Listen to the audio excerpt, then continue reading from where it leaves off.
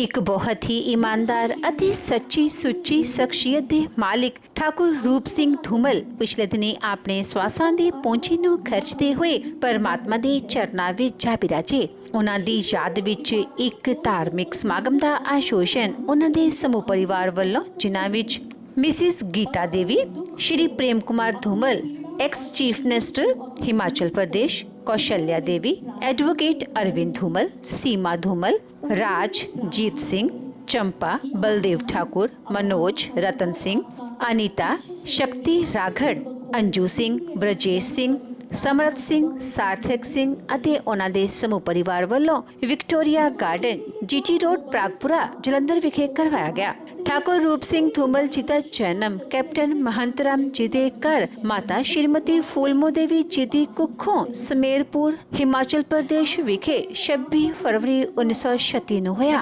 ਆਪ ਜੀ ਬਚਪਨ ਤੋਂ ਹੀ ਬਹੁਤ ਹੀ ਸੁਘੜ, ਸਿਆਣੇ ਅਤੇ ਹੋਣਹਾਰ ਪ੍ਰਤਿਭਾ ਦੇ ਮਾਲਿਕ ਸਨ। ਆਪ ਜੀ ਦਾ ਆਪਣੇ ਭਰਾ श्री प्रेम कुमार धूमल ਅਤੇ ਭੈਣਾਂ ਕੌਸ਼ਲਿਆ ਦੇਵੀ ਅਤੇ ਅਯੁੱਧਿਆ ਦੇਵੀ ਹੁਣਾਂ ਨਾਲ ਗਹਿਰਾ ਮੋਹ ਸੀ। ਆਪ ਜੀ ਨੇ ਆਪਣੀ ਮੁੱਢਲੀ ਸਿੱਖਿਆ ਗਵਰਨਮੈਂਟ ਸੀਨੀਅਰ ਸੈਕੰਡਰੀ ਸਕੂਲ ਬਗਵਾੜਾ ਤੋਂ ਹਾਸਿਲ ਕੀਤੀ। ਉਪਰੰਤ ਆਪ ਜੀ ਨੇ ਆਪਣੀ ਮੈਟ੍ਰਿਕ ਸਰਕਾਘਾਟ ਡਿਸਟ੍ਰਿਕਟ ਮੰਡੀ ਅਤੇ ਐਫਏ ਬਿਲਾਸਪੁਰ ਤੋਂ ਅਤੇ ਬੀਐਸਸੀ ਸਨ 1956 ਵਿੱਚ ਮੰਡੀ ਕਾਲਜ ਤੋਂ ਕੀਤੀ। ਆਪਣੀ ਪੜ੍ਹਾਈ ਪੂਰੀ ਕਰਨ ਉਪਰੰਤ ਆਪ ਜੀ ਨੇ LIC ਵਿੱਚ ਸੇਵਾਵਾਂ ਸ਼ੁਰੂ ਕੀਤੀਆਂ ਅਤੇ ਸਨ 1967 ਤੱਕ ਆਪ ਜੀ ਲਗਾਤਾਰ 10 ਸਾਲ LIC ਵਿੱਚ ਜੌਬ ਕਰਦੇ ਰਹੇ। ਠਾकुर रूप सिंह जी बहुत ही ਉੱਚੀ ਸੋਚ ਦੇ ਮਾਲਿਕ ਸਨ। ਚਾਹੇ ਆਪ ਜੀ ਨੂੰ ਆਰਥਿਕ ਸਾਧਨਾਂ ਦੀ ਬਹੁਤ ਕਮੀ ਸੀ, ਪਰ ਫਿਰ ਵੀ ਆਪ ਜੀ ਬਹੁਤ ਮਿਹਨਤੀ ਸਨ ਅਤੇ ਆਪ ਜੀ ਨੇ ਆਪਣੇ ਸਾਥੀਆਂ ਠਾकुर ਗਣਪਤ ਰਾਏ, ਠਾकुर ਬੀਰਬਲ ਦਾਸ ਚੌਹਾਨ ਨਾਲ ਮਿਲ ਕੇ ਸੰਤ ਗਰੁੱਪ ਦੇ ਨਾਮ ਤੇ ਬਿਜ਼ਨਸ ਦੀ ਸ਼ੁਰੂਆਤ ਕੀਤੀ ਅਤੇ ਆਪ ਜੀ ਨੇ ਅਜਿਹੀ ਬਿਜ਼ਨਸ ਦੀ ਸ਼ੁਰੂਆਤ ਕੀਤੀ ਕਿ ਮੁੜ ਪਿੱਛੇ ਨਹੀਂ ਦੇਖਿਆ। ਆਪ ਜੀ ਸੰਤ ਗਰੁੱਪ ਦੇ MD ਰਹੇ ਅਤੇ ਅੰਤ ਤੱਕ ਆਪ ਜੀ ਸੰਤ ਗਰੁੱਪ ਦੇ ਚੇਅਰਮੈਨ ਦੇ ਅਹੁਦੇ ਤੇ ਰਹੇ, ਜਿਸ ਵਿੱਚ 18 ਕੰਪਨੀਆਂ ਕੰਮ ਕਰ ਰਹੀਆਂ ਹਨ। ਠਾकुर रूप सिंह जी ਹੁਣਾਂ ਦਾ ਵਿਆਹ ਮਿਸਿਸ ਗੀਤਾ ਦੇਵੀ ਜੀ ਹੁਣਾਂ ਨਾਲ ਹੋਇਆ। ਵਿਆਹ ਉਪਰੰਤ ਆਪ ਜੀ ਨੇ ਆਪਣੀਆਂ ਪਰਿਵਾਰਕ ਜ਼ਿੰਮੇਵਾਰੀਆਂ ਨੂੰ ਬਾਖੂਬੀ ਨਿਭਾਇਆ। ਆਪ ਜੀ ਦੇ ਘਰ ਬੱਚਿਆਂ ਐਡਵੋਕੇਟ ਅਰਵਿੰਦ ਧੂਮਲ ਅਤੇ ਬੇਟੀਆਂ ਰਾਜ, ਚੰਪਾ, ਮਨੋਜ, ਅਨੀਤਾ ਅਤੇ ਅੰਜੂ ਸਿੰਘ ਨੇ ਜਨਮ ਲਿਆ। ਆਪ ਜੀ ਨੇ ਆਪਣੇ ਬੱਚਿਆਂ ਨੂੰ ਖੂਬ ਚੰਗੇ ਸੰਸਕਾਰ ਦਿੱਤੇ, ਪੜਾਇਆ ਲਿਖਾਇਆ ਅਤੇ ਸਮਾਜ ਦੇ ਚੰਗੇ ਨਾਗਰਿਕ ਬਣਾਇਆ। ਅੱਜ ਆਪ ਜੀ ਦੇ ਬੇਟੇ ਐਡਵੋਕੇਟ ਅਰਵਿੰਦ ਧੂਮਲ ਜੀ ਲਘੂ ਉਦਯੋਗ ਭਾਰਤੀ ਦੇ ਨੈਸ਼ਨਲ ਵਾਈਸ ਪ੍ਰੈਜ਼ੀਡੈਂਟ ਹਨ ਅਤੇ ਆਪ ਜੀ ਦੀ ਬਹੂ ਮਿਸਿਸ ਸੀਮਾ ਧੂਮਲ ਵੀ ਪੰਜਾਬ ਮਹਿਲਾ ਲਘੂ ਉਦਯੋਗ ਭਾਰਤੀ ਦੇ ਜਨਰਲ ਸੈਕਟਰੀ ਦੇ ਅਹੁਦੇ ਤੇ ਵਿਰਾਜਮਾਨ ਹਨ ਅਤੇ ਆਪ ਜੀ ਦੀ ਬੇਟੀ ਅੰਜੂ ਸਿੰਘ MSME ਦੇ ਮੇਨ ਸਦੱਸਿਆ ਹਨ। ਠਾकुर रूप सिंह जी ਦੇ ਭਤੀਜੇ ਅਨੁਰਾਗ ਠਾਕਰ ਜੀ central minister information and youth welfare and sports minister government of India ਦੇ ਅਹੁਦੇ ਤੇ ਵਿਰਾਜਮਾਨ ਹਨ ਅਤੇ ਆਪ ਜੀ ਦੇ ਛੋਟੇ ਭਤੀਜੇ ਅਰੁਣ ਸਿੰਘ ਧੂਮਲ IPL ਦੇ ਚੇਅਰਮੈਨ ਹਨ ਅਤੇ ਦਿੱਲੀ ਪਬਲਿਕ ਸਕੂਲ ਦੇ ਚੇਅਰਮੈਨ ਦੇ ਅਹੁਦੇ ਤੇ ਵਿਰਾਜਮਾਨ ਹਨ। ਠਾकुर रूप सिंह जी ਹੁਣਾਂ ਦਾ ਆਪਣੇ ਸਾਥੀਆਂ ਅਤੇ ਆਪਣੇ ਕਜ਼ਨਸ ਨਾਲ ਗਹਿਰਾ ਮੋਹ ਸੀ ਅਤੇ ਆਪ ਜੀ ਸਭ ਰਲ ਮਿਲ ਕੇ ਬਿਜ਼ਨਸ ਕਰਿਆ ਕਰਦੇ ਸਨ। ਆਪ ਜੀ ਨੇ ਹਮੇਸ਼ਾ ਹੀ ਹਰ ਵਰਗ ਦੀ ਤਰੱਕੀ ਲਈ ਅਹਿਮ ਯਤਨ ਅਦਾ ਕੀਤੇ। ਆਪ ਜੀ ਦਾ ਪਰਿਵਾਰ ਇੱਕ ਸੰਯੁਕਤ ਪਰਿਵਾਰ ਹੈ ਅਤੇ ਰਠੌਰ, ਚੌਹਾਨ, ਠਾकुर ਅਤੇ ਸਿੱਕਾ ਪਰਿਵਾਰ ਸਭ ਇੱਕ ਗਰੁੱਪ ਵਿੱਚ ਕੰਮ ਕਰਦੇ ਹਨ।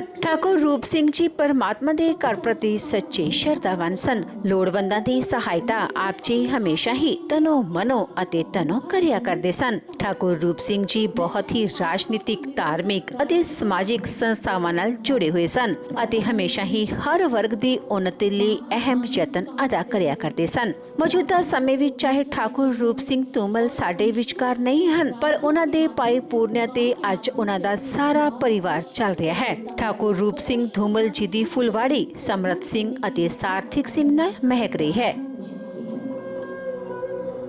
प्रार्थना सभा है और आज इस प्रार्थना सभा में हम सभी एक भजन को श्रवण करेंगे। आपने नाम सुना होगा ब्रह्मानंद जी का।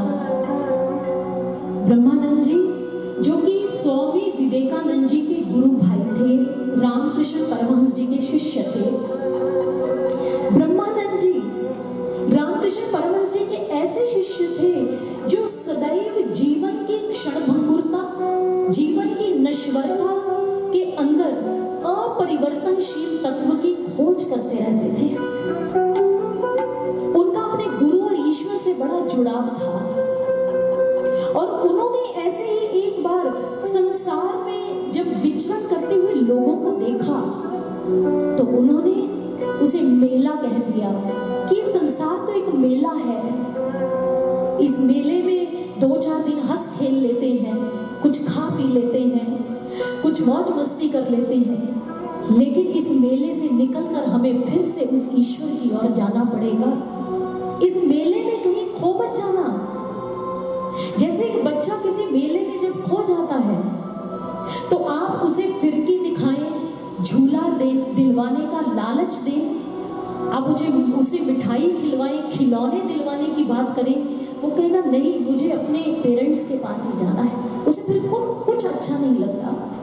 ब्रह्मानंद जी भी ऐसे ही एक बालक थे ईश्वर के। उन्होंने कहा इस दुनिया के मेले में अपने आप को ईश्वर का पुत्र मानो, ईश्वर की संतान मानकर चलो। अगर तुम ईश्वर की संतान मानकर अपने आप को इस मेले में घूमोगे, लेकर चलोगे अपने अस्तित्व को, तुम उसमें खो नहीं सकते। तुम ईश्वर से अगर कनेक्ट रहोगे तो वो इस भजन में बताते हैं कि 2 दिन जग का मेला, सब चला चली का खेला, एक दिन यहाँ से सबको जाना है। सहजाबाई जी और दयाबाई जी संत चरणदास जी की शिष्याएं हुई। दयाबाई जी ने कहा कि ये संसार कैसा है, एक मेला है, एक सराय है। सराय में आप परमानेंट नहीं रह सकते, वहां पर आपका स्थायी निवास कभी नहीं हो सकता। उस सराय को आपको 2 दिन 2 हफ्ते बाद छोड़ना ही पड़ेगा।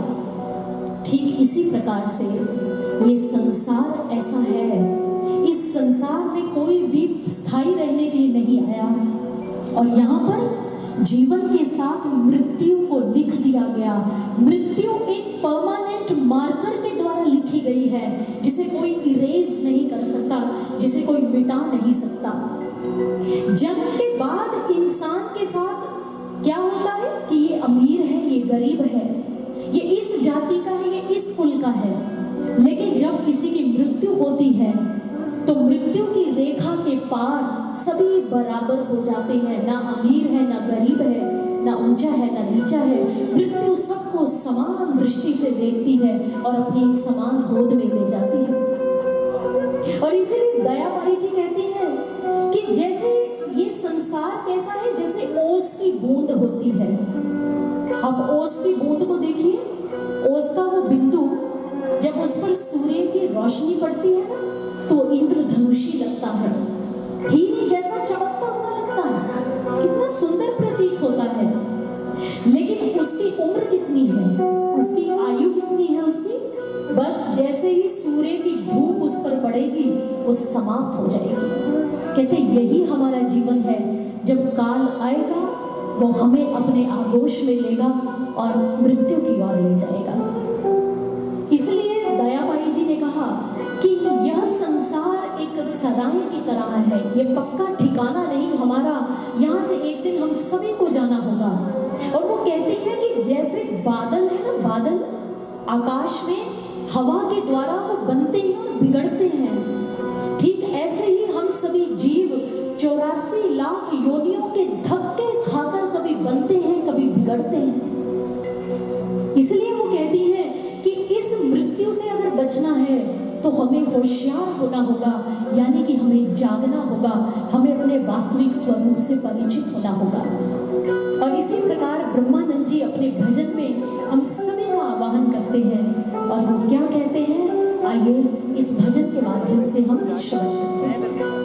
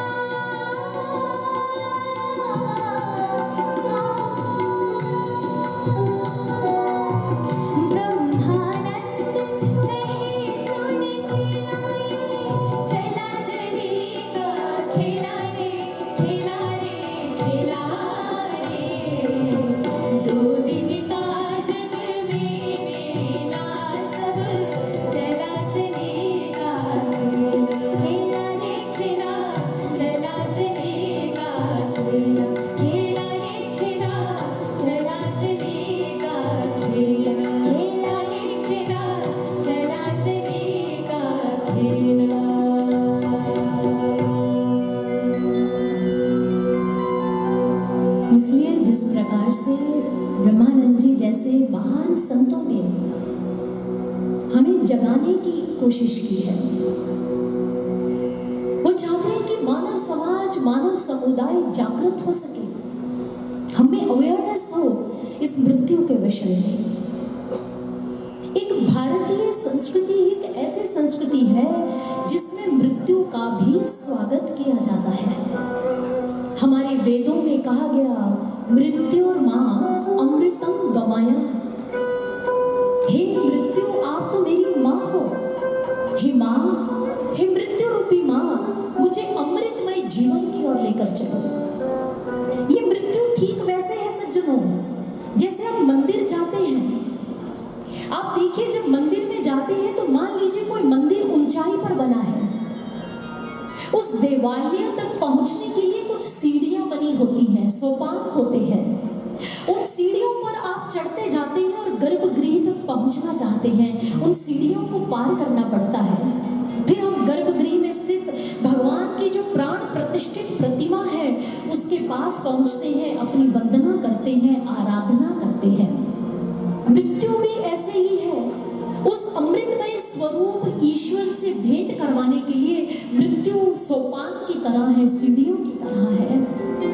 उसे पार करके हम जा सकते हैं। दयानंद सरस्वती जी अपनी आत्मकथा में बताते हैं, वो मृत्यु के विषय से बिल्कुल अनभिज्ञ थे, लेकिन जब एक बार उनकी छोटी, उनकी प्यारी लाडली बहन का देहांत हो गया, तब दयानंद सरस्वती जी ने देखा और स्वयं लिखा कि मैंने उसको आवाजें दी, वो मेरी प्यारी बहन थी, हम संग संग खेला करते थे, शरारत करते थे, लेकिन वो आवाज देने पर भी उठ नहीं पा रही थी। घर के सभी सदस्य उसके आसपास खड़े थे और क्रंदन कर रहे थे, विलाप कर रहे थे। और दयानंद सरस्वती जी कहते, उस दिन पहली बार मेरा मृत्यु से सामना हुआ। मैंने मृत्यु की कड़वी सच्चाई को अपने जीवन में देख लिया और उस दिन मैंने ये प्रण किया कि इस मृत्यु से पार जो जीवन है, इस नश्वर देह जिसका मैं नाम लेकर पुकार रहा हूँ, जिसके सभी अंग सही सलामत हैं, सब कुछ बॉडी ऑर्गन्स लगे हुए हैं, मैं नाम भी ले रहा हूँ लेकिन ये उठ नहीं रही, ये घर वालों की आवाज पर आवाज नहीं दे रही, तो इसके पीछे अवश्य कोई शक्ति है जो इसके शरीर से निकल कर कहीं चली गई है। मैं उस शक्ति को समझूंगा, देखूंगा, मैं उस शक्ति को समझने का प्रयास करूंगा। और उसी दिन से उन्होंने सत्य की खोज करना प्रारंभ कर दिया। इसलिए मृत्यु अगर ना हो तो मानव समाज कभी भी जागेगा नहीं। मानव गलत पर गलत कार्य करता रहेगा अगर मृत्यु का भय हमारे जीवन में ना हो, क्योंकि इस भय के कारण हम पुण्य करते हैं, हम सत्कर्म करते हैं, हम धर्म की ओर बढ़ते हैं, धर्म की ओर अभिमुख होते हैं। इस मृत्यु के कारण ये मृत्यु जगाने का काम करती है, ये जागृति की एक बेला को लेकर हमारे जीवन में आती है। आप देखिए, इस संसार में मृत्यु और समय, टाइम एंड डेथ, दोनों का एक ही नाम है। क्या नाम है? काल। काल कहते हैं ना समय को भी और मृत्यु को भी। देखिए, यानी कि हम अपने जीवन का जो जो समय व्यतीत करते जा रहे हैं वो सब मृत्यु की दिशा की ओर ही बढ़ रहा है। और हमारी संस्कृति कठोपनिषद के अंदर, कठोपनिषद जिस पर स्वामी विवेकानंद जी ने अनेक भाषण दिए विदेशों के अंदर जाकर, कठोपनिषद के अंदर उन्होंने बताया कि हमारी संस्कृति देखिए, जिसमें 5 से 6 वर्ष का बालक है नचिकेता, वो यमराज से बात करता है, मृत्यु के द्वार पर जाकर खड़ा है और मृत्यु के आगे जो अमृतमय जीवन है, आनंदमय जीवन है, वो उसके बारे में विचार कर रहा है। ये भारतीय संस्कृति है जहाँ पर एक छोटा सा बच्चा भी मृत्यु से लड़ना जानता है, मृत्यु के आगे के जीवन की मांग कर रहा है। ये हमारी संस्कृति में मृत्यु से भयभीत होना नहीं सिखाया गया, हमारी संस्कृति में मृत्यु का स्वागत करना सिखाया गया है। इसलिए सज्जनों, इसे काल कहा गया। क्यों? क्योंकि lost money can be regained but never the lost time. आपका धन, आपकी संपत्ति कहीं खो गई है, किसी ने छीन ली है, तो आप अपनी मेहनत से, अपने श्रम और पुरुषार्थ से उसे पुनः अर्जित कर सकते हैं। लेकिन जो समय बीत गया, हम उसे वापस कभी नहीं लौटा सकते, कभी नहीं। बीता समय नहीं आएगा। सिर के बाल जो सफेद हो गए अब वो काले नहीं हो सकते, आप कितना भी मेक ओवर कर लें, लेकिन जो सच्चाई है, जो वास्तविकता है, वो वैसा ही यथार्थ रहेगा। जो चेहरे की झुर्रियां हैं वो ठीक नहीं होंगी, जो आंखों की रोशनी में कमी आ गई वो सही नहीं होगी। यानी कि ईश्वर भी, मृत्यु और काल भी हमें संकेत देता है रोग के द्वारा। वो हमें, जब हम रोगी होते हैं, हमारे शरीर की अवस्था, हम युवा अवस्था से वृद्धावस्था की ओर आने लगते हैं, तो ये काल का आवाज, उसका आह्वान होता है कि सावधान, जो बीत गया वो नहीं आएगा।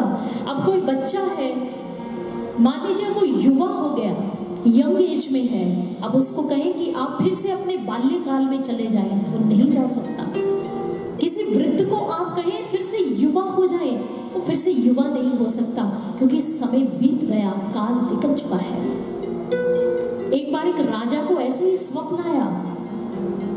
उसको स्वप्न में एक स्त्री दिखी जो मृत्यु थी, काल थी। उसने कहा कि मैं कल संध्या तुम्हें मिलूंगी और तुम इस फलां बगीचे में पहुंच जाना। उस राजा ने अपने मंत्रियों को स्वप्न सुनाया और कहा इसका अर्थ क्या है। उन मंत्रियों ने कहा महाराज, ये आपका काल आपको बुला रहा है, आप उस स्थान पे मत जाइएगा, आप घोड़े पर सवार होकर सुबह निकल जाइए और निरंतर भागते रहिए, जाते रहिए, दौड़ते रहिए, कहीं ठहरिएगा मत। उस राजा ने ऐसा ही किया, घोड़े पर, अश्व पर सवार हुआ और निरंतर सवारी करता हुआ कि जो स्वप्न आया मैं उससे पीछा छुड़ा सकूं, वो भागता जा रहा है। लेकिन संध्या को जब वो क्लांत हो गया, थक गया, तो एक बगीचे में, एक उद्यान में रुक गया और वहीं पर उसकी मृत्यु खड़ी थी, वहीं पर उसका काल था। कहने का अर्थ यही होता है कि हम जीवन में कहीं भी बढ़ रहे हो, हम मृत्यु की दिशा की ओर ही जा रहे होते हैं। हमारे जन्म के साथ ही मृत्यु लिख दी जाती है। जैसे जैसे हम बढ़ेंगे, आयु बढ़ेगी, मृत्यु की ओर हम बढ़ते चले जाएंगे, इसलिए इसे काल कहा गया है। इसलिए सज्जनों, हमारे महापुरुषों ने कहा, एक बड़ा सुंदर भजन जो अभी आप श्रवण करेंगे, और अगर आप उसके लिरिक्स, शब्दों की ओर ध्यान देंगे तो आपको उसमें जीवन की सच्चाई महसूस होगी। तन तो मंदिर है, हृदय है वृंदावन। ये ह्यूमन बॉडी, ये मानव शरीर जो है, ये साधारण नहीं है। गोस्वामी तुलसीदास जी से किसी ने पूछा था, तुलसीदास जी आप इस मानव शरीर को किस वृक्ष की उपमा देंगे? ये आपको आम के पेड़ की तरह लगता है या आपको अमरूद के वृक्ष की तरह लगता है?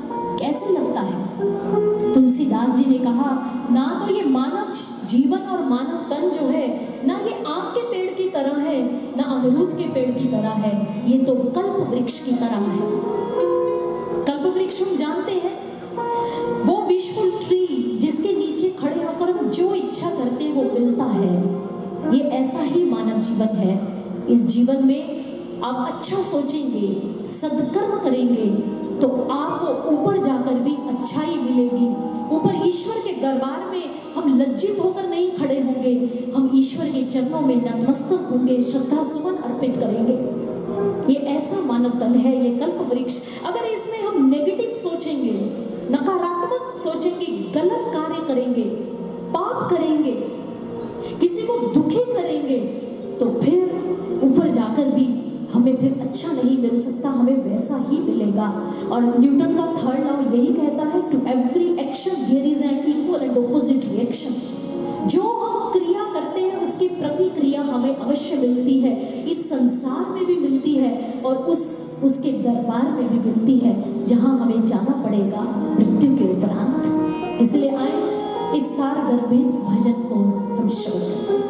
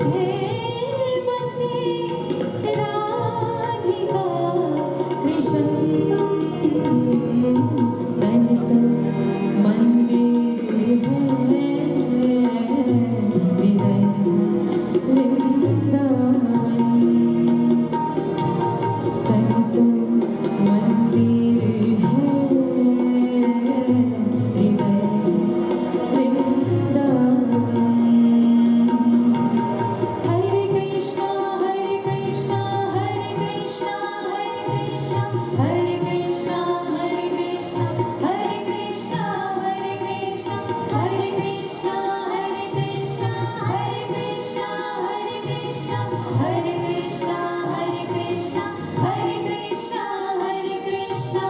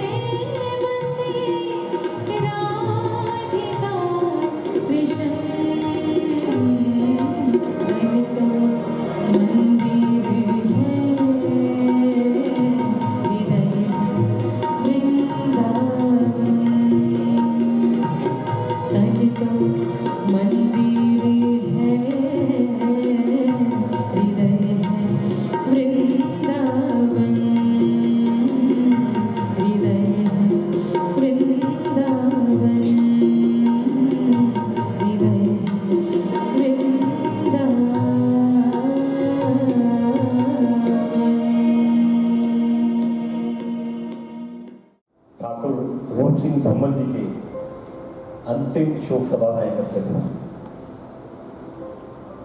एक ऐसी शख्सियत, एक ऐसा व्यक्तित्व जिन्होंने पूरे जीवन अपने सब साथियों को, खासतौर पे सन ग्रुप ऑफ इंडस्ट्री के जो सभी सदस्य हैं, हमारी पुरानी पीढ़ी और लगभग 2 और पीढ़ियां उनके साथ काम करती रही, और उसके अलावा पूरे समाज को, हिमाचल के लोगों को, पंजाब के जिन इदारों में उन्होंने काम किया, उनको हमेशा सही दिशा निर्देश, अपना स्नेह और प्रेम हमेशा देते हैं। एक सरल स्वभाव के व्यक्तित्व के मालिक, और हमेशा हर व्यक्ति की उन्नति मन से चाहने वाले लोग, दिल से प्रेम देने वाले लोग, ऐसा व्यक्तित्व उनका था। सन ग्रुप इंडस्ट्रीज में बहुत से आज नई पीढ़ी के बच्चे हमारे साथ काम कर रहे हैं, और मैं महसूस करता हूं कि अगर इस सारे ग्रुप को, जो कि 1967 में शुरू हुआ, आज तक अगर उसको जोड़ के रखा है, तो उसमें सबसे बड़ा सहयोग ठाकुर रूप सिंह धूमल जी का रहा। एक बहुत सामान्य परिवार से 26 फरवरी 1936 में उनका जन्म हुआ। कैप्टन महंत राम जी और फुलमो देवी जी उनकी माता जी। समीरपुर गांव है हिमाचल में, जिला हमीरपुर का, हिमाचल का, वहां उनका जन्म हुआ। और स्कूली शिक्षा जो है, स्कूल की शिक्षा जो है, जीबीएस फगवाड़ा एक छोटा सा स्कूल था, गवर्नमेंट हाई स्कूल सरकाघाट, और कॉलेज उनका एफएससी उन्होंने शासकीय कॉलेज बिलासपुर से की। 1956 में बीएससी की degree maths, physics and English में ली। गवर्नमेंट कॉलेज मंडी से उनका पढ़ाई का काम पूरा हुआ, और लगभग 1 साल के लिए हिमाचल के एक छोटे से गांव में स्कूल में अध्यापक रहे। 1957 से 1967 तक LIC जालंधर में कार्यरत रहे। उन्होंने जॉब किया यहाँ पर, और 1967 में ठेकेदार विपुल दास चौहान, ठाकुर गणपत राय जी मेरे पिताजी, जिनके साथ उनका साथ बना, और ये 3 परिवार, धूमल परिवार, चौहान परिवार और ठाकुर परिवार, और उसके साथ सिक्का परिवार, ये 4 परिवार 1967 में मिलकर जिन्होंने सबने बिजनेस शुरू किया। तो उसके बाद ऐसा ग्रुप बना, एक ऐसा इकट्ठ हुआ, कभी ऐसा नहीं लगा कि ये 4 अलग अलग परिवार थे, सब एक साथ चले। और शायद ये भी एक ऐतिहासिक बात है, बहुत कम परिवारों में ऐसा देखने को मिलता है कि 1967 से लेकर आज तक ये सब परिवार इकट्ठा हैं। हम सब लोग एक परिवार की तरह बिजनेस इकट्ठा कर रहे हैं और बिजनेस को आगे बढ़ा रहे हैं। और इसमें भी चेयरमैन होने के नाते ठाकुर रूप सिंह धूमल जी का सबसे बड़ा योगदान इस ग्रुप के लिए था। और आज जिस ऊंचाइयों पर वो पहुंचे हैं, एक सामान्य परिवार से शुरू होकर आज सन ग्रुप ऑफ इंडस्ट्री के लगभग 12 यूनिट्स हैं जिनके वो चेयरमैन हैं। 1970 से 83 तक फगवाड़ा में पंचायत के प्रधान भी रहे। पंजाब में जब वो आए भी, और यहाँ जब उन्होंने पहले जॉब करा, उसके बाद बिजनेस में भी रहे, तब भी चिंतित रहे हिमाचल वासियों के लिए। और पंजाब में रहते हिमाचलियों में आपसी संपर्क बना रहे, इसके लिए हिमाचल हितकारिणी सभा की स्थापना की, और हमेशा हिमाचल के लोगों के लिए कुछ ना कुछ करते रहे। जीवन भर इस्कॉन के साथ उनका जुड़ाव रहा। 1968 में north India valves and cocks manufacturers association के सदस्य बने। 1971 में Punjab valves and cocks manufacturers association के महासचिव बने। 2000 में all India valves and cocks manufacturers association के चेयरमैन बने। 2004 से valves association and cocks manufacturers association के चेयरमैन बने और अंत तक इस जिम्मेदारी को बखूबी निभाया। Valves and cocks manufacturers association Jalandhar के संविधान को तैयार करने में उनका बहुत बड़ा योगदान रहा। इसी दौरान ESIC के सदस्य रहे। 2009 से 2011 तक लघु उद्योग भारती के पंजाब के अध्यक्ष रहे और सन ग्रुप ऑफ इंडस्ट्रीज के, जैसे मैंने पहले कहा, कि एक ऐसे सदस्य के रूप में उन्हें जाना जाता था। हम सब लोग धूमल अंकल, धूमल मामा जी और बड़े भाई साहब नामों से उनको बुलाते थे। और जब भी किसी परिवार में या बिजनेस ग्रुप में कुछ ऊंच नीच होती है, कभी कोई तरक्की की बात या किसी कमी की बात आती है, तो किसी व्यक्ति की तरफ अगर कोई सदस्य देखते थे तो ठाकुर रूप सिंह धूमल जी की तरफ देखते थे। वो हर परिवार के सदस्य को दिल से लगा कर रखते थे और आगे बढ़ने में अपनी प्रेरणा देते थे। उनके छोटे भाई जो हमारे बीच में आज बैठे हैं, हिमाचल की राजनीति की बुलंदियों तक पहुंचे हैं, प्रोफेसर प्रेम कुमार धूमल जी जो 2 बार हिमाचल के मुख्यमंत्री रहे हैं। हम जानते हैं कि हिमाचल में अगर राजनीति में सबसे बड़ा कोई नाम रहा पिछले दिनों में, आज भी उनका नाम जाना जाता था और हिमाचल के उत्थान में जिनका बहुत बड़ा हाथ रहा है, प्रेम कुमार धूमल जी आज हमारे बीच में हैं। और उनको भी राजनीति में लेके आने का और उनको भी जिस तरह से दिशा दिखाई, पहले व्यापार में और फिर राजनीति में दिखाई, तो उसमें बहुत बड़ा हाथ ठाकुर रूप सिंह धूमल जी का रहा।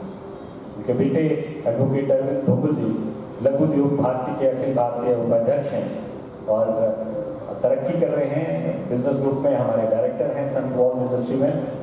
बेटी अंजू सिंह केंद्रीय MSME की बोर्ड के सदस्य हैं और हम सब जानते हैं हमारे बीच एक परिचित चेहरा है और देश की राजनीति का सबसे उभरता हुआ सितारा अनुराग ठाकुर, जो कि उनके भतीजे हैं और कैबिनेट मिनिस्टर हैं, खेल युवा मामले में सूचना प्रसारण मंत्री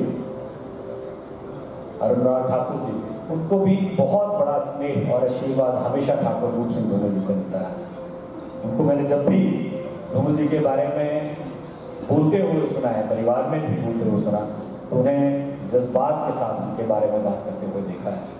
उनका दिल से उनके साथ बहुत प्यार रहा और हमेशा उनका दिशा निर्देशन वो करते रहे। अरुण धूमल जी जो कि अनुराग ठाकुर जी के छोटे भाई हैं और भतीजे हैं श्री रूप सिंह ठाकुर जी के, ठाकुर रूप सिंह धूमल जी के IPL के अध्यक्ष हैं। और इसी तरह से बाकी के सारे इस परिवार के सदस्य, बहुत से प्रतिभाएं हमारे इस परिवार में हैं, लेकिन सबको कहीं ना कहीं किसी न किसी तरह से ठाकुर रूप सिंह धूमल जी ने छुआ है। और हम सब लोग अगर आज अपने अपने क्षेत्रों में आगे बढ़ रहे हैं, चाहे राजनीति के क्षेत्र में हैं, आज या विक्रम राठौर हमारे राष्ट्रीय क्रिकेट टीम के बैटिंग कोच हैं, या बाकी के भी जो लोग हैं जो आगे बढ़ रहे हैं, उनमें बहुत बड़ा हाथ जो है ठाकुर रूप सिंह धूमल जी का हमेशा रहा है।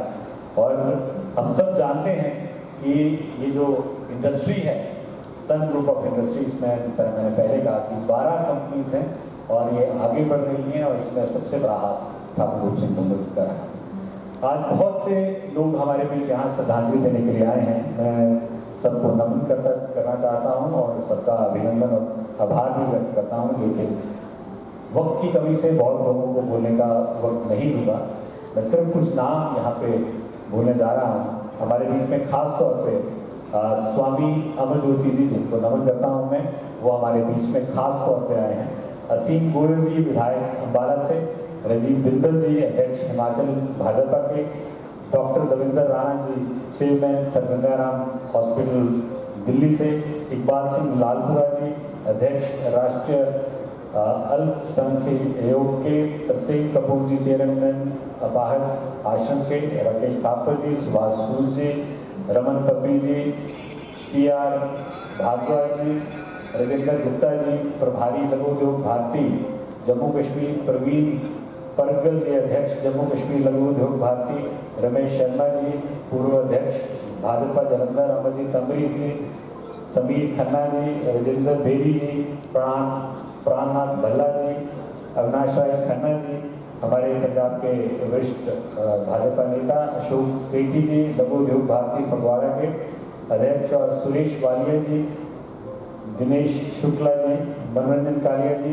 पूर्व प्रदेश अध्यक्ष और पूर्व मंत्री पंजाब के, केडी भंडारी जी, पूर्व CPS, रमन पब्बी जी, पूर्व भाजपा अध्यक्ष, बलराम ठाकुर जी, पूर्व जिलाध्यक्ष जिला कांग्रेस के विनोद शर्मा जी, चंद्रशेखर कोषाध्यक्ष लघु उद्योग भारती फगवाड़ा, अशोक गुप्ता जी, अविनाश खन्ना जी, डॉक्टर पृथ्वी जी, RP सिंह जी, सनी शर्मा जी, ललितेश वसीम जी, गुरप्रवेश शैला जी, राजीव सज्जल जी, भगत राम जी, प्रमोद गुप्ता जी, शिवम छाबड़ा जी, देवेंद्र कालिया जी, सरवन शर्मा जी, सोमदत्त कालिया जी, राजेंद्र सिंह, बलवंत शर्मा जी, दीवान अमित अरोड़ा जी, गुलशन शर्मा जी, डॉक्टर विजय महाजन जी, ब्रजेश चोपड़ा जी, रमेश मित्तल जी, राजेश बागा जी, प्रवीण शुक्ला जी, प्रीत शुक्ला जी, कामरेड नरेंद्र सिंह जी, अशोक गांधी जी, ओम प्रकाश जी, अश्विनी भंडारी जी, बलजीत जी, और हमारे बीच में संत ग्रुप ऑफ इंडस्ट्रीज के बहुत से स्टॉकिस्ट और बहुत से डीलर्स जो गुजरात से खास तौर पे आए हैं और जो महाराष्ट्र से आए हैं और अलग अलग जिलों से और प्रदेशों से आए हैं, उनका भी मैं आभार, इस दुख के समय में आप परिवार के साथ खड़ा होने के लिए आए हैं, उनका मैं उनके लिए आभार प्रकट करता हूँ। और हमारे बीच में बहुत से शोक प्रस्ताव भी पहुँचे हैं जिनको मैं अभी सबके बीच में पढ़ना चाहता हूँ। जलंधर स्वामीनारायण मंदिर संत एवं समस्त सदस्यों की ओर से एक शोक प्रस्ताव आया है। दैनिक सवेरा की तरफ से, शीतल विद जी की तरफ से एक शोक प्रस्ताव आया है। लघु उद्योग भारती ऑल इंडिया की तरफ से एक शोक प्रस्ताव आया है। Valves and cock manufacturers association Manohar Dhawan ji की तरफ से एक शोक प्रस्ताव आया है। और जलंधर कार डीलर्स की तरफ से एक शोक प्रस्ताव है। TL गुप्ता मेटल कंपनी की तरफ से, मां चामुंडा नंदी कवेश्वर लंगर कमेटी की तरफ से, अमर मंदिर सेंट्रीटाउन जलंधर की तरफ से एक शोक प्रस्ताव है। स्त्री सत्संग भवन श्री राम मंदिर की तरफ से, लघु उद्योग भारती बटाला की तरफ से शोक प्रस्ताव है। विनय शुक्ला जी की तरफ से ये शोक प्रस्ताव आया है। Jalandhar iron and scrap merchant association की तरफ से आया है एक शोक प्रस्ताव। और लघु उद्योग भारती फगवाड़ा की तरफ से एक शोक प्रस्ताव आया है। Tagore hospital and heart care centre की तरफ से एक शोक प्रस्ताव आया है। विश्व हिंदू परिषद जलंधर की तरफ से शोक प्रस्ताव आया है। लघु उद्योग भारती की तरफ से शोक प्रस्ताव आया है। हिमाचल प्रदेश लघु उद्योग भारती की जो इकाई है उसकी तरफ से यह आया है। भारतीय जनता पार्टी दिल्ली प्रदेश की तरफ से एक शोक प्रस्ताव आया है। भारतीय जनता पार्टी हिमाचल की तरफ से हमारे बीच में डॉक्टर राजीव जिंदल जी अध्यक्ष जी बैठे हैं, उनकी तरफ से एक शोक प्रस्ताव आया है। भारतीय जनता पार्टी पंजाब अश्विनी शर्मा जी की तरफ से एक शोक प्रस्ताव आया है। भारतीय जनता पार्टी जीवन गुप्ता जी की तरफ से एक शोक प्रस्ताव आया है। वीरेंद्र कुमार सचदेवा जी की तरफ से एक शोक प्रस्ताव है। लघु उद्योग भारती हरियाणा की तरफ से एक शोक प्रस्ताव है। लघु उद्योग भारती होशियारपुर की तरफ से शोक प्रस्ताव है। विद्या भारती सर्वहितकारी परिवार की तरफ से एक शोक प्रस्ताव है। KRM DAV कॉलेज नकोदर की तरफ से एक शोक प्रस्ताव है। और राष्ट्रीय सेवा परिषद की तरफ से शोक प्रस्ताव है। लघु उद्योग भारती फिलौर की तरफ से शोक प्रस्ताव है। लाला राम किशोर कपूर विकलांग की ट्रस्ट की तरफ से एक शोक प्रस्ताव है। अपाहज आश्रम तहसील कपूर जी की तरफ से एक शोक प्रस्ताव है। और भारतीय जनता पार्टी दिल्ली प्रदेश की तरफ से वीरेंद्र सचदेवा जी की तरफ से एक शोक प्रस्ताव है। मैं जानता हूँ कि बहुत से यहाँ वक्ता मौजूद हैं, बहुत से राजनीतिक लोग अलग अलग प्रदेशों से यहाँ मौजूद हैं, जिनको मैं चाहता था कि यहाँ पे मंच पे बुलाता और सब अपने श्रद्धांजलि जो है सबके बीच में।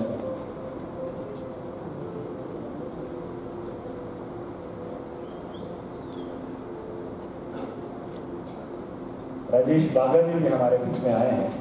और इससे पहले कि मैं सिर्फ 2 वक्ताओं को आज यहाँ मंच पे आमंत्रित करूँगा, पहले हमारे बीच में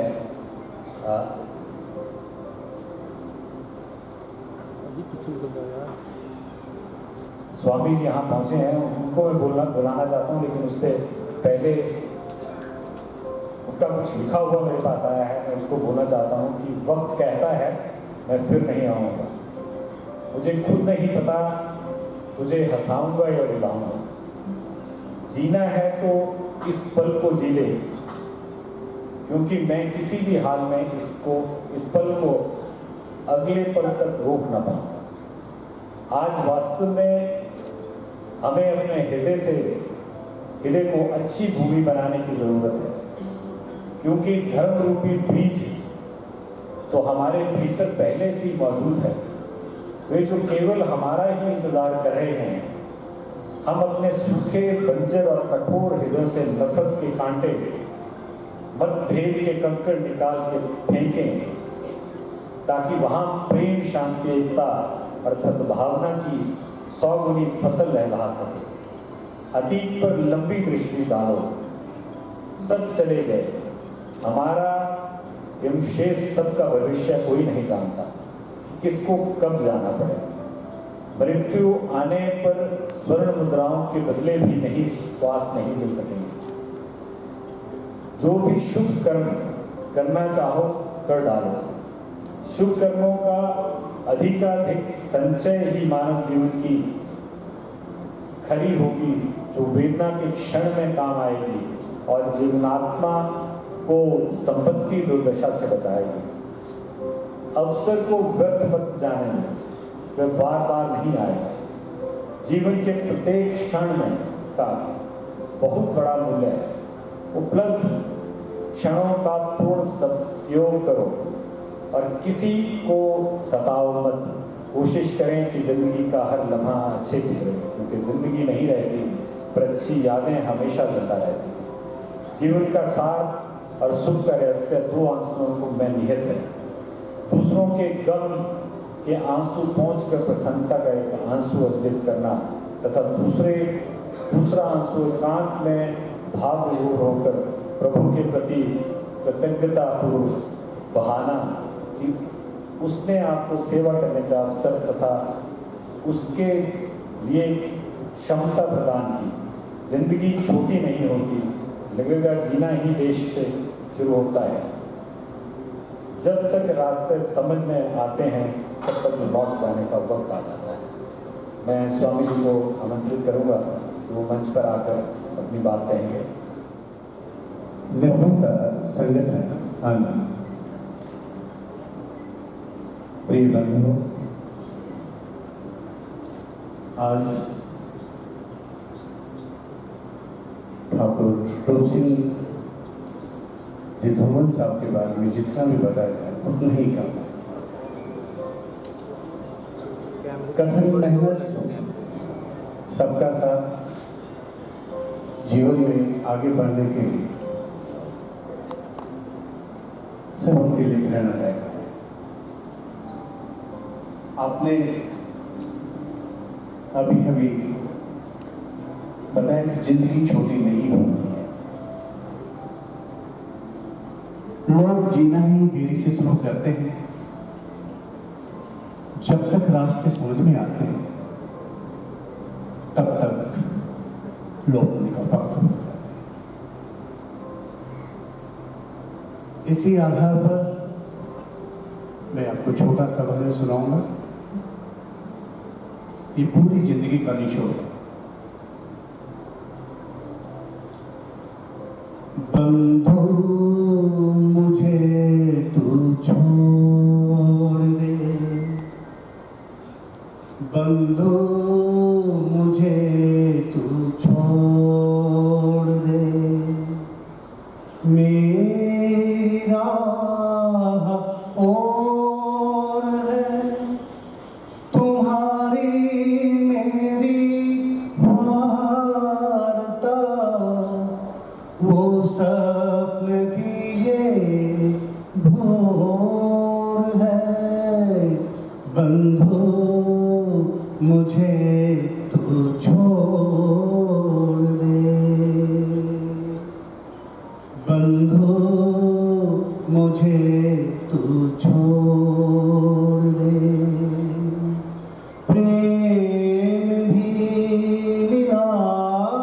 जहां में दिल को वार भी,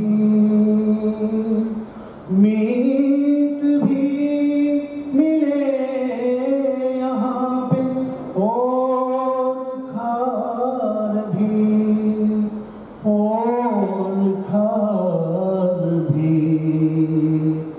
कुछ मिले थे सो के दिल, कुछ देर थी रातें गई, चैन भी मिला था दिल को ऐसी सौगातें गई। कोई भी सिर ना रहा, कोई भी दिल ना रहा, यही जगत की रीत है, मुझे उसी की चाहना, अमर जिसकी प्रीत है।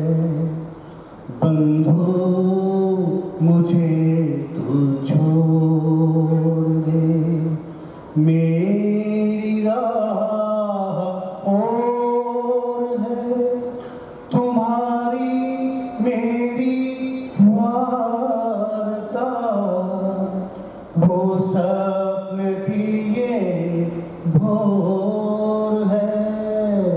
बंधु मुझे तू छोड़ दे। आशा तो बरसों की रही, सींची थी डाली फल लिए, पता तो पल भर का नहीं, डाली फली तो चल दी।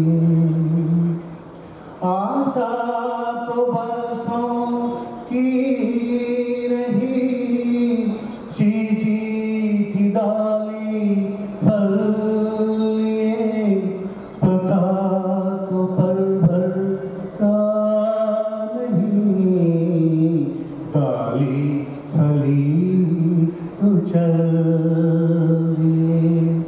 अपना बनाया तो सही, जीवन के साथी मान कर, साया भी साथी ना रहा, अंधेरा पास जान कर।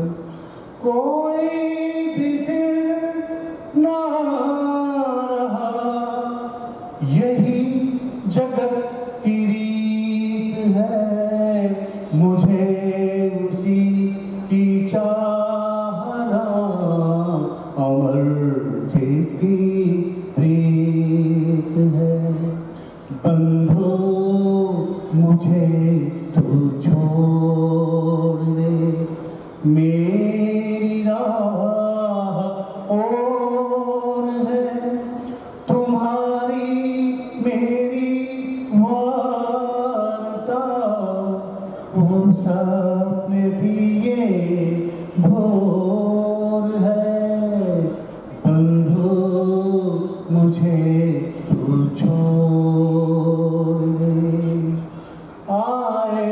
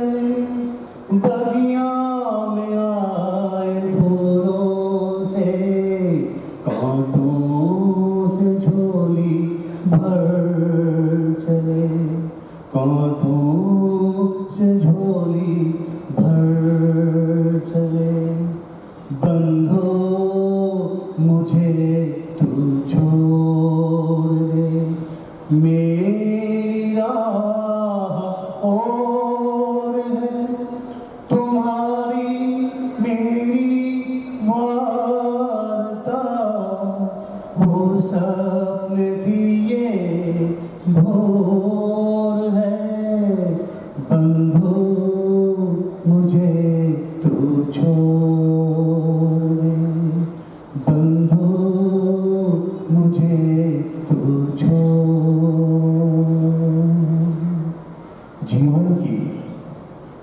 जीवन का अंत नहीं है, जिसे हम अंत कहते हैं वहीं से आगे शुरुआत होती है। मृत्यु नाम की कोई चीज नहीं है, रूपांतरित होता रहता है। जीवन शतरंज के खेल की तरह है, और ये खेल आप और ईश्वर के साथ खेल रहे हैं। आपकी हर चाल के बाद अगली चाल वो चलता है, आपकी चाल अपनी पसंद कहलाती है और उनकी चाल परिणाम कहलाती है। ठाकुर रूप सिंह जी धूमल साहब को मैं सदा सुना पुष्प अर्पण करता हूँ भिन्न भिन्न याद के साथ। ईश्वर, ये तो प्रभु से मिलन का समय है।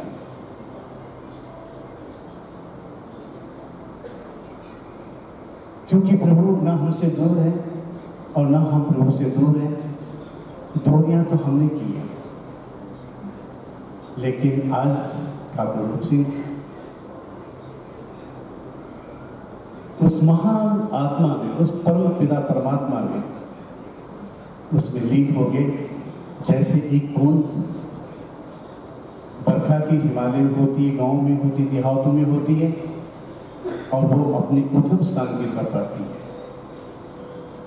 इसी तरह से अग्नि जब प्रज्वलित होती है, उसकी लपटें आसमान की तरफ जाती हैं,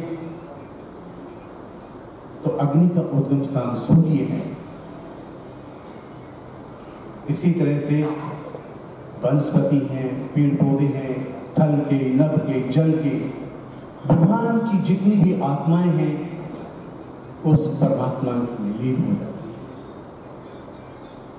ठीक है, जीवन की यात्रा है, सुख दुख के अनुभव है। मैं तो यही अंतिम प्रार्थना करता हूं कि प्रभु अपने श्री चरणों में आपको जगह दे, परिवार को संभालने की वो ताकत दे, बंधु जनों को, सभी दोस्तों मित्रों को प्यार दे। ओम आनंद, ओम निर्भयता, संगठन, आनंद। बहुत धन्यवाद स्वामी अमित ज्योति जी, आपका आशीर्वाद हम सबको मिला, इसके लिए हम बहुत धन्यवादी हैं।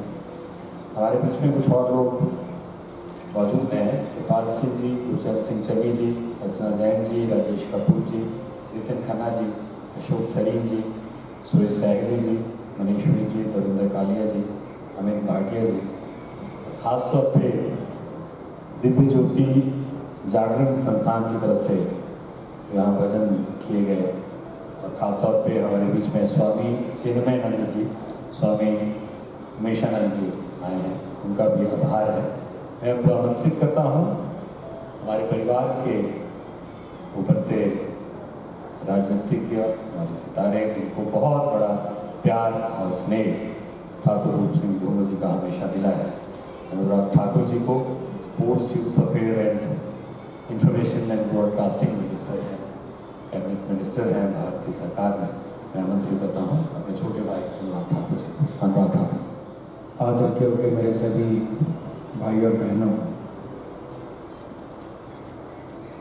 मैं अपनी ताई श्रीमती गीता धूमल, अपने भाई श्री अरविंद धूमल, भाभी सीमा धूमल जी, पिता प्रेम कुमार धूमल, माता शीला धूमल और एवं अन्य परिवार के सभी सदस्यों की ओर से, धूमल परिवार की ओर से, राठौर परिवार की ओर से, चौहान परिवार की ओर से, सिक्का परिवार के सबकी ओर से आप सबका आभार प्रकट करने के लिए खड़ा हुआ हूँ कि आप अपना कीमती समय निकालकर इस दुख की घड़ी में हम सबको संबंध देने आए हैं, हमारा दुख बांटने आए हैं। मेरे पास शब्दों की कमी है, मैं तो सभी आदरणीय और पूजनीय संतगण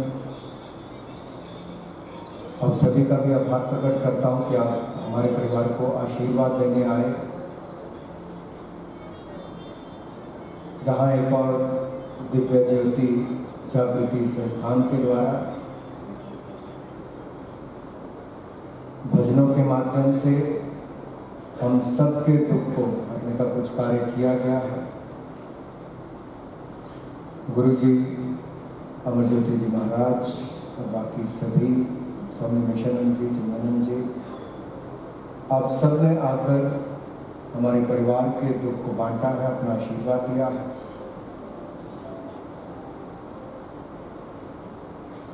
ये सच्चाई है कि आज हमारे ताया जी ठाकुर रूप सिंह धूमल जी हमारे बीच में नहीं रहे। मेरा तो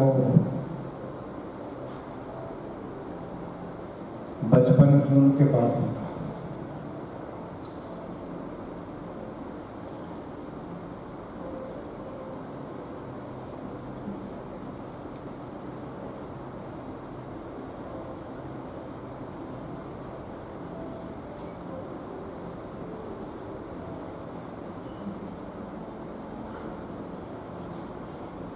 आदर्श पुत्र क्या होता है,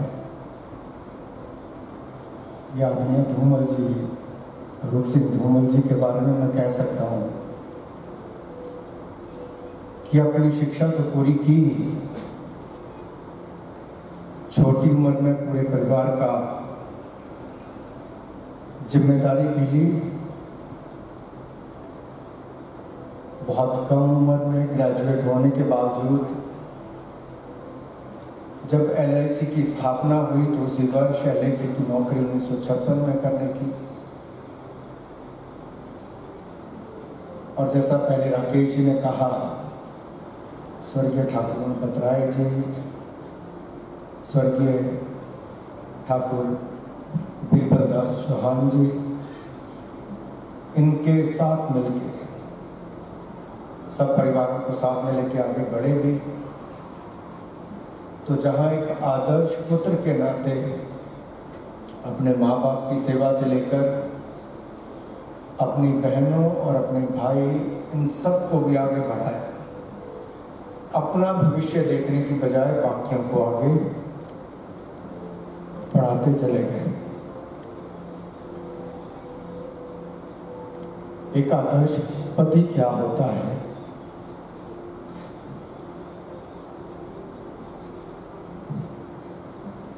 हमने 70 सालों में देखा।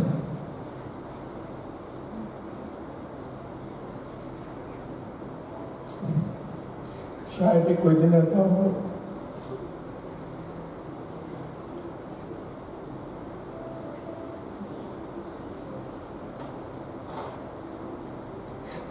जब वो वापिस आकर मेरी ताई जी के साथ ना करते, उनका प्यार से नहीं कहना गीतुरा,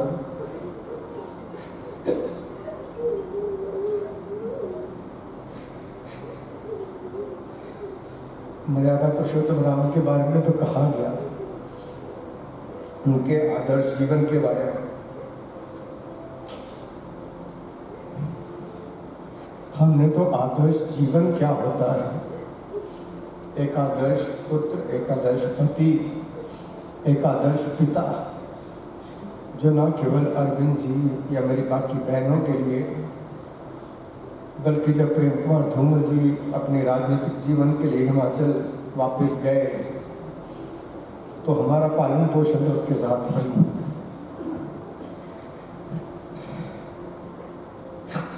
उन्होंने अपने बच्चों से ज्यादा बढ़कर हमें प्यार,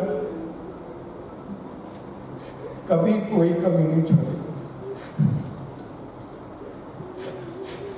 जो चीज पहले थी तो मुझे और अरुण को पहले देने, अरविंद भाई को और यही कौन अरविंद जी, मैं भी कभी ये नहीं सोचा कि अपना कौन पराया कौन।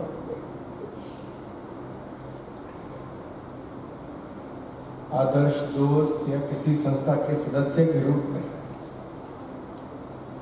लंबे वर्षों तक वॉल्स एंड कॉक्स एसोसिएशन से लेकर बाकी जगह पर एक राजनीतिज्ञ के रूप में भी बहुत बड़ी पंचायत के प्रधान 13 वर्षों तक रहे। विकास करवाना, किसी भी क्षेत्र में गए तो आदर्श क्या होता है उसकी एक मिसाल थी। स्वयं से पहले आप हमें सिखाया गया, लेकिन हमने धूमल जी को करते। तीसरी पीढ़ी हमारी सामर्थ हो, सार्थक हो, जयदत्य हो, उदय हो, कैसे मनोबल बढ़ाते हैं। मैं क्रिकेट खेलता था तो कभी खराब प्रदर्शन हो, कुछ हो, तो कैसे मनोबल बढ़ाना, कुछ गलत हो जाए तो सबके बीच में ना कह के अलग ले जाके समझाना। एक आदर्श नेता क्या होता है उसमें भी उनकी एक झलक देखने को मिलती है।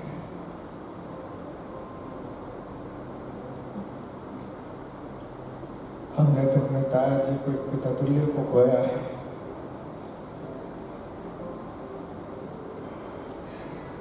लेकिन हम सबके बीच में जितनी उनकी यादें हैं,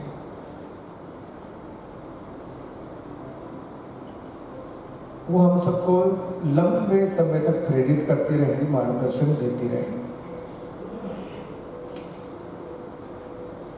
आजकल तो हम देखते हैं कि लोग अपने माँ बाप को भी सड़कों पर छोड़ देते हैं। सरकारों को उनका ध्यान रखना पड़ता है, लेकिन उसी कलयुग में एक नहीं कई परिवारों को साथ में लेकर चलने की ताकत, क्षमता भी थी, अपनापन भी था। और यही कारण है कि आज ये हॉल भी छोटा पड़ गया। आप सब लोग हिमाचल, दिल्ली, पंजाब, अन्य क्षेत्रों से, जयपुर, राजस्थान, अन्य क्षेत्रों से आए। बहुत लंबा समय आपने तय किया है। मैं समझ सकता हूँ आपको बहुत तकलीफ भी हुई होगी, लेकिन आप हमारी तकलीफ को थोड़ा कम करने आए हो, हमें संबल देने आए हो। मेरे पास शब्द नहीं कि मैं कैसे आप सबका आभार प्रकट करूं। आज मैं जहां पर भी हूं, या प्रेम कुमार धूमल जी ने जो जीवन में पाया, या हमारे ग्रुप ने, सभी परिवारों ने पाया, उसके पीछे ठाकुर रूप सिंह धूमल जी की बहुत बड़ी देन है। हम उनके आभारी भी हैं। और जो उस समय के ग्रुप को बनाने वाले स्वर्गीय ठाकुर गणपत राय जी, बिरबल दास चौहान जी, चिक्का साहब, इन सब ने एक परिवार को इकट्ठे रखा कैसे जाता है। तीसरी चौथी पीढ़ी तक आकर सब एकजुट होकर रहना, ये आज के समय कोई छोटा उदाहरण नहीं है। तो मैं आशा करता हूँ ये बड़ा परिवार जो यहाँ पर मैं देख रहा हूँ, आप सब लोग आए हैं। औजला साहब भी आए थे, MP हमारे अमृतसर के, डॉक्टर राजीव बिंदल जी भी आए हैं, अन्य बड़े नेता आए हैं। मैं सबका आभार प्रकट करता हूँ। इंडस्ट्री से भी जो आए हैं, खेल संघों से जो आए हैं, आपका बहुत बड़ा थोड़ा समय भी ज़्यादा हो गया, उसके लिए क्षमा भी चाहता हूँ। लेकिन आप अपनी कृपा हमारे ऊपर, हमारे परिवार के ऊपर भविष्य में बनाए रखें। हम जो समाज के प्रति समर्पित हैं, सदा अपना योगदान देते रहेंगे। संतगण जितने ऊपर भी मंच पर हैं वो भी, और जो नीचे भी हैं, आप सबका बहुत आभार। एक बार फिर सबको मैं इतना ही कहूँगा, जाने से पहले प्रसाद के रूप में भोजन अवश्य लेकर जाएं। मैं क्षमा चाहता हूँ, थोड़ा भावुक हो गया, लेकिन जिनके साथ जीवन का एक बहुत लंबा समय जिया है, मुझे दुख तो इस बात का है कि उनकी डेथ से 2-3 दिन पहले जब मैं NIT के कार्यक्रम में आया, मैं मिलना चाहता था उनसे। कार्यक्रम में विलंब हो गया और मुझे अगले कार्यक्रम में जाने के लिए मिल नहीं पाया। शायद वो कमी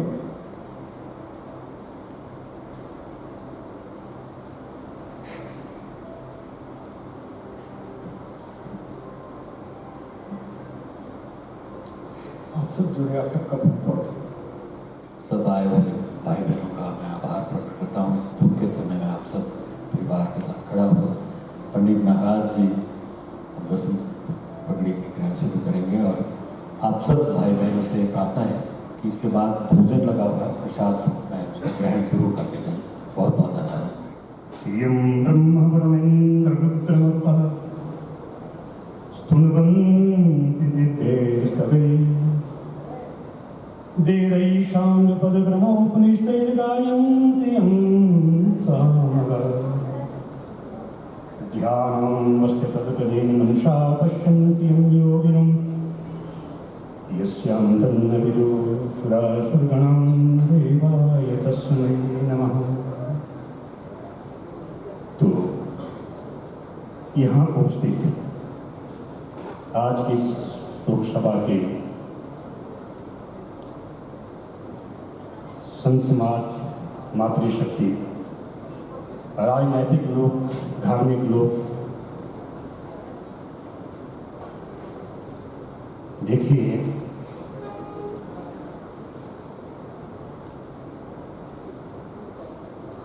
बिछड़ा कुछ इस अदा से कि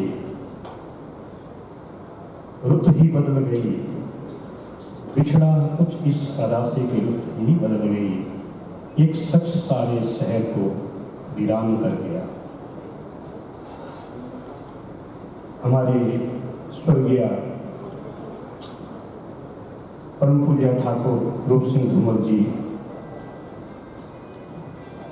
जो 14 जून बुधवार को अपनी संसारिक यात्रा पूरी करके पंचतत्व में विलीन हो गए, उनकी आत्मिक शांति के लिए आज रसमप्रिय श्रद्धांजलि गरुड़ पुराण पाठ का भोग का एक आयोजन किया गया है और हम सभी उनकी साधन स्मरण कर अपनी भावभीनी श्रद्धांजलि अर्पित करते हैं और उनके दिखाए हुए सद्मार्ग पर चलने का संकल्प ले। आपने अभी अभी सुना कि सभी अपनी अपनी श्रद्धांजलि दे रहे थे। कहते हैं कि ठाकुर जी ने अपने जीवन में जो किया वो है कि परिवार जिसका मंदिर था, स्नेह जिसका की शक्ति थी, परिश्रम जिनका कर्तव्य था, परमार्थ जिनकी भक्ति थी, ऐसे दिग्गज आत्मा को हम भावभीनी श्रद्धांजलि अर्पित करते हैं। कहते हैं गरुड़ पुराण की कथा सुनने, तो गरुड़ पुराण जो है भगवान विष्णु के द्वारा इस कथा का श्रवण गरुड़ जी को कराया गया और धूमल परिवार ने जिस कथा का श्रवण किया आज उसका विश्राम, क्योंकि बहुत ही श्रद्धा के साथ कथा का श्रवण हुआ। और मैं आज यही कहूँगा क्योंकि गरुड़ का प्रश्न था भगवान से कि प्रभु संसार में जो लोग आते हैं फिर कहाँ जाते हैं, पुत्र का कर्तव्य क्या है, पत्नी का कर्तव्य क्या है और मनुष्य का धर्म क्या है। तो मैं कहता हूं कि 2 शब्दों में कह रहा हूं मैं, जो इस समय यही इजाजत देता है। सब साथी है मित्र जल के बिंदु पान तक, सब साथी है मित्र जल के बिंदु पान तक, अर्धांगनी भी बढ़ेगी तो केवल मकान तक, अर्धांगनी भी बढ़ेगी तो केवल मकान तक, परिवार के सब लोग चलेंगे शमशान तक, बेटा भी हक निभाएगा अग्नि दान तक। इससे तो आगे भजन ही है साथी, हरि के भजन बिन अकेला रहेगा, रीमन ये 2 दिन का मेला रहेगा, कायम न जग का झमेला रहेगा, कायम न जग का झमेला रहेगा। पूरी गरुड़ पुराण का सार यहाँ है कि पुत्र का कर्तव्य क्या, जो बहुत ही विधि के साथ जो है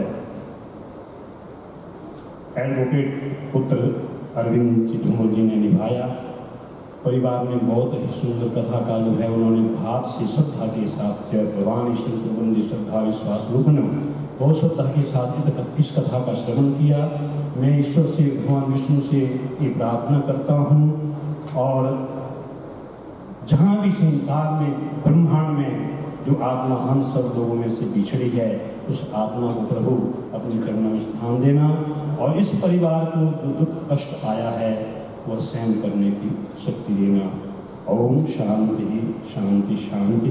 हे कृष्ण गोविंद हरे मुरारी, हे नारायण वासुदेवा, हे नाथ नारायण वासुदेवा, हे नाथ नारायण वासुदेवा, हे नाथ नारायण वासुदेवा। ओम सर्वेषां स्वस्तिर्भवतु, सर्वेषां पूर्णं भवतु, सर्वेषां मङ्गलं भवतु, सर्वेषां शान्तिर्भवतु।